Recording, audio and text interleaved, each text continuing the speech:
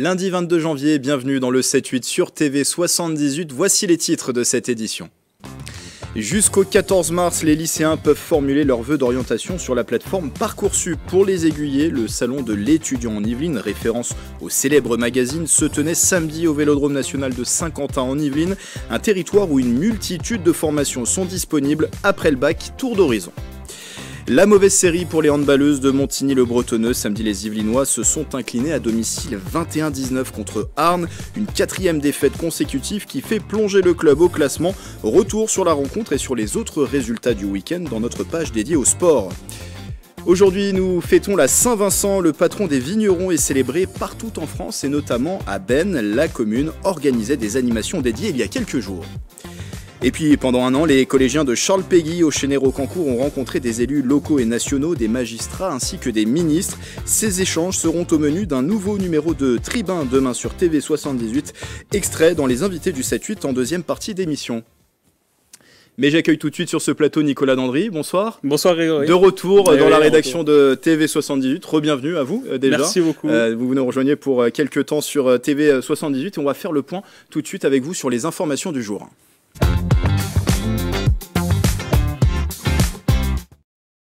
Et pour débuter, Nicolas, le procès de l'attentat du Super U de Trèves s'est ouvert ce lundi. Il avait notamment coûté la vie à Arnaud Beltrame, un lieutenant-colonel de gendarmerie des Yvelines. Il a officié justement dans le département. Effectivement, Grégory, 7 personnes comparaissent devant la cour d'assises spéciale de Paris jusqu'au 23 février. 5 prévenus au total seront jugés pour association de malfaiteurs terroristes criminels et 2 autres pour des délits connexes. Les faits, on va les rappeler, le 23 mars 2018, un attentat terroriste a visé l'hypermarché Super U de Trèves, faisant 4 victimes, dont le lieutenant-colonel Arnaud Beltrame. L'ancien officier des Yvelines avait pris la place d'une otage dans le magasin visé par l'attaque. Arnaud Beltrame avait passé une partie de sa carrière dans les Yvelines, notamment au sein du groupement blindé de gendarmerie mobile de Versailles-Satory. Aujourd'hui, une rue porte son nom dans le quartier des Chantiers. Après la neige, ça c'était la semaine dernière, c'est maintenant le vent qui a semé la pagaille dans les transports en commun. Oui Grégory, des vents violents ont provoqué les chutes d'arbres sur les voies. Résultat, le trafic du RERC entre Versailles-Chantiers et Massy, Palaiseau a été fortement perturbé. Il a même été à l'arrêt pendant plusieurs heures. La faute à la tempête Isha qui a balayé la France cette nuit. Le département des Yvelines était placé en vigilance jaune pour vent violent. Le trafic, lui, est revenu à la normale dans le courant de la matinée. En 2026, les habitants de Porcheville et de Limay pourront regarder la télévision, on espère TV 78, grâce à 2 nouveaux panneaux solaires. Voilà, 18 000 au total.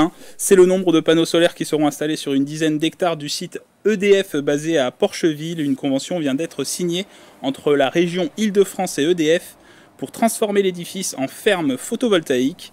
Ces panneaux vont alimenter en électricité les communes de Limay et Porcheville et vous l'avez dit, ils produiront 10 MW, soit l'équivalent de la consommation annuelle de près de 6400 foyers. Les travaux devraient débuter à la fin de l'année 2025 pour une mise en service l'année suivante. Une vigilance à présent, depuis le début de l'année, une nouvelle arnaque sévit en Ile-de-France, notamment dans les Yvelines. Attention aux imposteurs, Grégory, depuis le début de l'année, les brigades de gendarmerie d'Île-de-France constatent une recrudescence des vols à la fausse qualité. Autrement dit, des délinquants se font passer pour des faux policiers ou des faux gendarmes, vêtus de brassards et parfois d'une fausse carte professionnelle. Ces délinquants font croire aux habitants qu'une série de cambriolages touche leur quartier et qu'ils doivent faire le tour de leurs habitations, profitant parfois de la naïveté des habitants pour voler ou dérober et préparer peut-être de cambriolage. Alors il y a quelques conseils justement pour lutter contre ces cambriolages. Effectivement, d'abord, de ne jamais laisser une personne inconnue seule dans une pièce de votre habitation. Et puis, le deuxième conseil qu'on peut vous donner, c'est de contacter les forces de l'ordre pour vérifier auprès de l'administration concernée la présence d'un de ses agents sur le terrain. Et on finit avec cette information, la SPA a publié son bilan de l'année dernière, 2023. Il y a du bon et du moins bon. Moins d'abandon, moins d'adoption, voilà le bilan et le premier constat qu'on peut faire du bilan 2023 de la SPA. En termes de chiffres, 9 565 animaux ont été pris en charge en Ile-de-France par les 6 refuges de la SPA basés dans les Yvelines. Alors, on retrouve Hermeret, Orgeval et Plaisir dans les Yvelines. C'est 2% de moins qu'en 2022. Néanmoins, l'association dénombre 8 643 adoptions, soit 7% de moins qu'en 2022. Un chiffre qui explique pourquoi les refuges restent saturés. Merci Nicolas, et comme d'habitude, si vous aussi près de chez vous, vous voyez une actualité qui vous fait réagir dans les Yvelines, n'hésitez pas à la partager sur les réseaux sociaux en utilisant le hashtag 78news. Dans l'actualité également, c'est ouvert depuis la semaine dernière. Les lycéens ont jusqu'au 14 mars pour formuler leurs vœux d'orientation sur la plateforme Parcoursup. Sur le territoire de Saint-Quentin-en-Yvelines, beaucoup de possibilités existent pour poursuivre ses études après le bac. Les jeunes ont pu les découvrir à l'occasion du salon de l'étudiant en Yvelines. C'était samedi dernier du côté du Vélodrome national de Saint-Quentin-en-Yvelines. Le reportage de Gabriel Gontier et de Julien Leroy. Commerce, ingénierie ou encore agriculture, choisir son orientation est souvent synonyme de stress. Alors pour accompagner les lycéens, le salon de l'étudiant a fait son grand retour au Vélodrome de Saint-Quentin-en-Yvelines. Après l'ouverture de Parcoursup le 17 janvier dernier, étudiants et parents étaient nombreux à venir découvrir les formations. Ce salon principalement permet aux étudiants et leurs parents de s'informer, d'être en contact direct avec les écoles et donc du coup de pouvoir avoir les conseils et d'être le mieux aiguillés pour donc faire leurs vœux par la suite et choisir leur formation post-bac. Parmi les 70 exposants, 40 établissements de Saint-Quentin-en-Yvelines. C'est le cas de l'école supérieure des agricultures de Guyancourt, dont les formations attirent les étudiants. Ce qui est bien, c'est qu'on a 2 autres cycles qui sont moins rapides. Bachelor, ça va être 3 ans. Alors il y aura toujours du concret, mais il y aura un peu plus de théorique cette fois-ci. Ça reste des métiers assez importants. C'est quand même la base de la survie d'une société, l'agriculture. On en a tous besoin, et surtout dans le contexte actuel, contexte économique, et surtout le contexte environnemental. S'il y a bien un truc que j'ai remarqué au sein de la jeunesse, en tout cas des gens de mon âge à peu près, c'est qu'il y a un engouement qui se crée plus ou moins autour du côté environnemental. Et pour ceux qui se tourneraient vers le public, une université, celle de Versailles-Saint-Quentin-en-Yvelines, membre de Paris-Saclay. On est quand même la seule université présente ici, les autres c'est des écoles privées plus ou moins, on représente un peu le secteur public aussi. Une diversité de formations qui a attiré, plus de 4000 étudiants étaient présents cette année. Je suis déjà venue il y a 2 ans et oui, en vrai, on retrouve assez d'informations et il y a beaucoup de volontaires qui répondent à nos questions. Des réponses auxquelles il faudra répondre avant le 14 mars pour les formations publiques, date de clôture de formulation des vœux sur Parcoursup. Allez, c'est l'heure des actualités sportives dans le 7-8.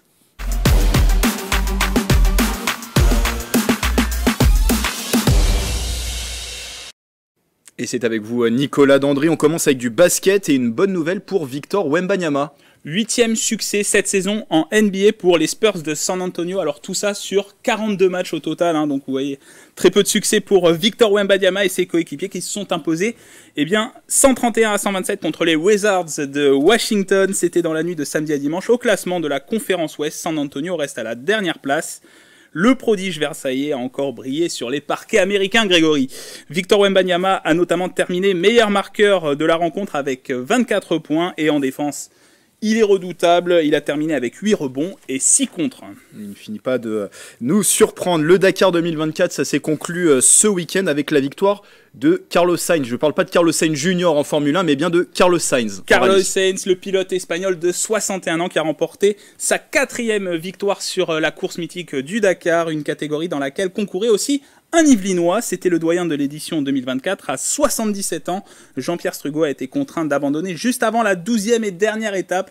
Malheureusement, le pilote originaire de Chatou a terminé la 11e étape à la 142e place et à la 129e place au classement général. Mais bien sûr, son résultat n'a pas été pris en compte puisqu'il n'a pas terminé l'édition du Dakar. On voyage dans les actualités sportives. On était aux États-Unis, en Arabie Saoudite. On va quitter l'Arabie Saoudite pour revenir dans les Yvelines avec du handball et une nouvelle défaite malheureusement pour les féminines. En handball, c'est à Montigny-le-Bretonneux. Ouais, une mauvaise série de 4 défaites en 4 matchs qui se poursuit, Grégory. Les Unimontaines se sont inclinées 19-21 contre Arnes ce samedi 20 janvier lors de la 14e journée de National 2 à la salle Alain Colas de Montigny-le-Bretonneux. Retour sur cette rencontre avec un montage signé Ludovic Leny.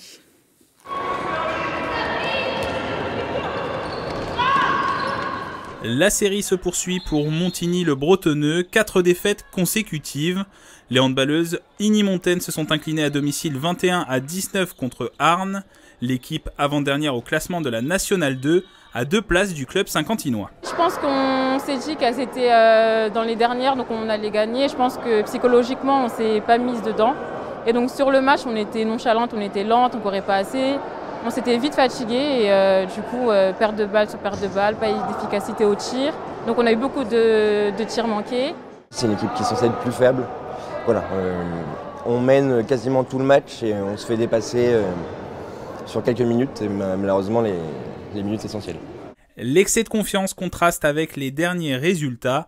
Montigny-le-Bretonneux n'a plus gagné depuis le 18 novembre 2023. Résultat, les Igny-Montaigne pointent à la 9e place. J'espère redresser la barre assez rapidement en cette début d'année là pour essayer de 1 se maintenir et 2 pouvoir faire une année belle potentiellement avec une montée l'année prochaine. Et ça commencera lors de la 15e journée. Montigny-le-Bretonneux se déplacera à Tessy le 10 février. Un adversaire direct au classement. Une victoire permettrait aux Saint-Quentinoises de se relancer. Voilà, c'était dans un gymnase. À l'extérieur, on avait encore des terrains enneigés ce week-end. Résultat, Nicolas, plusieurs matchs annulés, notamment en rugby. Oui, effectivement, dans les Yvelines, il y avait beaucoup de matchs au programme et puis il y en a plusieurs qui ont été annulés, notamment en Fédéral 2. Le très attendu derby yvelinois entre Plaisir et Versailles a été reporté, tout comme le match entre MLSGP et Auxerre. En revanche, alors en Fédéral 3 d'abord, Montesson-Chatou n'a pas effectué son déplacement à Vincennes, donc l'Est parisien a aussi été touché. En revanche, chose surprenante, un match de rugby qui s'est tenu à Saint-Quentin en Yvelines en Régional 1. L'Union Rugby Centre 78 s'est incliné d'un tout petit point face à Montmorency-Soisy pour cette 12e journée du championnat. Au classement de la poule 2, l'URC 78 occupe la dernière place avec une seule victoire depuis le début de la saison. On va le voir au classement, l'URC avec seulement 6 points. Dernière place pour l'URC. Autre rendez-vous sportif ce week-end au Claye-sous-Bois où avait lieu les championnats départementaux de karaté. Oui, effectivement, au programme karaté, kata et combat individuel et par équipe, la compétition avait lieu au gymnase Guimier. Et s'il n'y avait pas de grands enjeux ce week-end, tous les karatékas étant déjà qualifiés pour les championnats de l'Île-de-France, la compétition a permis d'avoir un aperçu du niveau des licenciés yvelinois. On écoute le président du comité départemental au micro de Gabriel Gontier. Les Yvelines sont le plus gros département de France en termes de licenciés. Le niveau est très bon, on a des athlètes qui performent sur les compétitions, sur les Coupes de France et les Championnats de France. Ils ne sont pas forcément sur les podiums, mais sont au pied du podium. Donc ça veut dire que le niveau est très très élevé. Alors avec plus de 9000 licenciés dans le département, cet art martial attire de plus en plus de sportifs licenciés, notamment de par ses valeurs. Il y a de la convivialité, quand on vient en compétition, on sait qu'on va retrouver les copains, que ce soit du département ou dans la France entière, ça permet aussi de se sociabiliser, d'apprendre à connaître de nouvelles personnes et ça je trouve que c'est important aussi. C'est un super sport, plein de respect, plein de belles valeurs. C'est un sport de combat, ça permet de se défouler, se dépenser et surtout se dépasser. On rentre à la maison le soir, qu'on ait perdu ou qu'on ait gagné, on est fiers de soi, donc franchement c'est un super sport fait pour tout le monde et il faut se lancer. Un rendez-vous à noter, Grégory, pour les Yvelinois, eh bien, ce sera les championnats d'Île-de-France le 4 février prochain à Rungis. On souhaite bien sûr bonne chance aux Yvelinois qui seront engagés sur ces championnats. On termine ces informations sport avec un mot de football. Oui, bonne chance aussi aux Versaillais ce soir en national qui vont jouer face à Martigues. Un match prévu à 19h dans le cadre de la 18e journée avec un match en retard. Les Versaillais pointent à la 11e place au classement. Ce soir, les hommes de la Cité Royale affrontent les Provençaux qui sont 4e du championnat avec 29 points et un match en retard. Donc on précise que Versailles est 11e sur un classement avec 18 équipes au total dans ce championnat national où il y a quand même 6 équipes qui descendent à la fin de la saison. À partir de la 13e place, on est déjà relégable. On souhaite bonne chance aux Versailles. Merci Nicolas pour toutes ces informations sportives.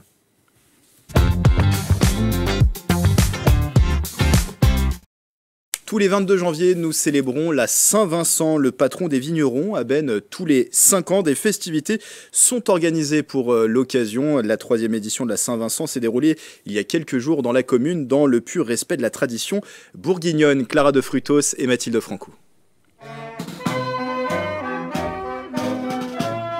Le patron des vignerons a été célébré dans le respect de la tradition bourguignonne.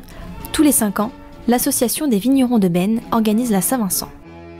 Fêté le 22 janvier, le monde viticole se rassemble pour prier, chanter, défiler, honorer les anciens et surtout faire la fête. Le Saint-Vincent est le patron des vignerons. Donc la Saint-Vincent, nous, on l'organise tous les 5 ans parce qu'on n'est quand même pas dans un pays de vignobles encore.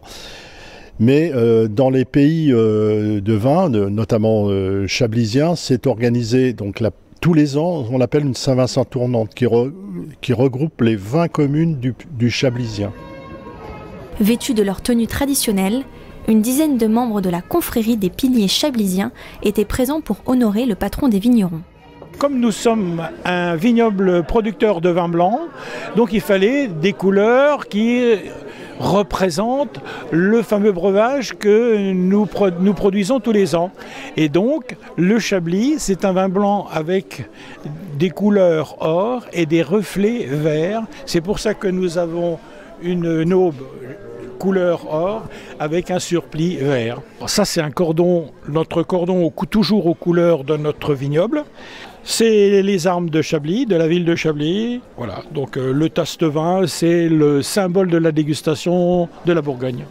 Comme le veut la tradition, plusieurs amateurs de vin ont été intronisés pour intégrer la confrérie. Pour pouvoir être choisis, les candidats du jour devaient passer l'épreuve obligatoire, la dégustation de vin de Chablis. Pour Martine et Nadine, nouvelle intronisée, c'est la surprise. Grosse surprise, puisqu'on ne connaît pas le nom des intronisés à l'avance, donc grosse surprise en fait, et puis bel honneur. Ça a été une surprise, et comme je suis membre de l'association des vignerons de Benne depuis de nombreuses années, cette reconnaissance m'a beaucoup touchée. Dans 5 ans, la ville de Benne fêtera sa 4e Saint-Vincent, toujours avec modération. Avant les invités du 7-8, coup d'œil aux prévisions météo de demain.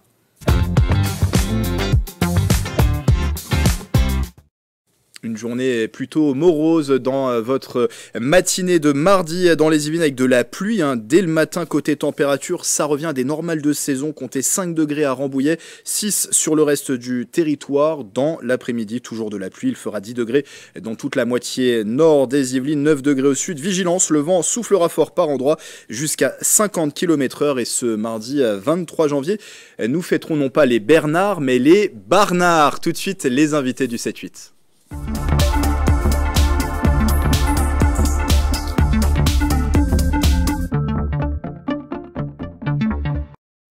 Marqué par l'assassinat du professeur Samuel Paty, Solène Delarocque, parent d'élèves au collège Charles Péguy du Chénéreau-Cancourt, a lancé une grande opération. Son but, faire connaître les valeurs citoyennes et républicaines aux collégiens. Pendant un an, les élèves ont ainsi pu rencontrer des élus locaux ou nationaux, des magistrats ainsi que des ministres. Julien Leroy les a suivis pour TV78. Dans cet extrait, il raconte à Patrice Carmouze leur rencontre avec Yaël Braun-Pivet, la présidente de l'Assemblée nationale, et Gérard Larcher, le président du Sénat. Alors on a vu Béatrice Piron là, avec émotion quand elle découvre l'Assemblée nationale, mais vous l'avez découverte aussi, l'Assemblée nationale, et pas n'importe où, puisque vous avez rencontré la présidente de l'Assemblée nationale. Oui, je m'appelle Théo, exactement, on a vu Madame Yaël Braun-Pivet. Du coup on l'a beaucoup interrogée, on n'a eu que 30 minutes, c'est dommage, mais on a pu lui poser des questions intéressantes et elle nous a répondu. Et à la fin on a pu regarder comment ça se passait à l'Assemblée nationale et ce qui se passait. Oui, vous avez assisté à une séance. Oui. Est-ce que ça vous a impressionné de rentrer à l'Assemblée, Quentin ? Oui, on était très contents de rentrer à l'Assemblée. Voilà, ça fait une petite émotion quand même. Et aussi, ce qui nous a frappé, c'est l'importance qu'a la présidente de l'Assemblée nationale au sein même de l'Assemblée nationale sur la distribution de parole entre les différents députés. Et notamment, Yaël Braun-Pivet a fait très fort, car c'est la première femme à être présidente de l'Assemblée nationale. Donc une belle victoire pour la France. Bravo. Alors, il y a une chose qui vous a frappé, sur laquelle vous l'avez beaucoup interrogé. On voit qu'en classe, parfois, il y a du chahut. À l'Assemblée, il y en a drôlement. Hein. Oui, du coup, bonjour, je m'appelle Samia, du coup. Oui, on a vu, on a assisté à une séance quand on était à l'Assemblée nationale, et on a pu voir, l'opposition qu'il y avait entre certains députés, ce qui était assez choquant, parce qu'on se dit comme ça, nous on a les lois, et après le fait de voir comment sont votés, comment débattre du coup les députés, ça a été très intéressant du coup. Est-ce que vous dites, si ces gens-là qui sont élus, qui sont députés, n'arrivent pas à rester sages, pourquoi nous qui sommes des élèves du collège, on le serait ? En fait c'est un peu des députés, donc je pense qu'il faut qu'ils débattent ensemble, et donc c'est important qu'ils expriment ce qu'ils pensent. Même fortement. Oui, et donc c'est pour ça que c'était peut-être un peu dynamique, mais je pense que c'est un peu normal. Et bien justement, Yael Braun-Pivet, dans la rencontre que vous avez eue avec elle, elle explique que s'il y a des débats un peu virulents, un peu violents, c'est un signe au fond de la vie démocratique. Justement, ça n'est pas représentatif de ce qui se passe tous les jours en séance. Il y a des moments où effectivement, il y a du chahut. Mais la plupart du temps, les débats se passent bien, sont respectueux et se déroulent dans le calme. Pour autant, qu'il y ait du chahut, c'est la suite logique du choix des Français.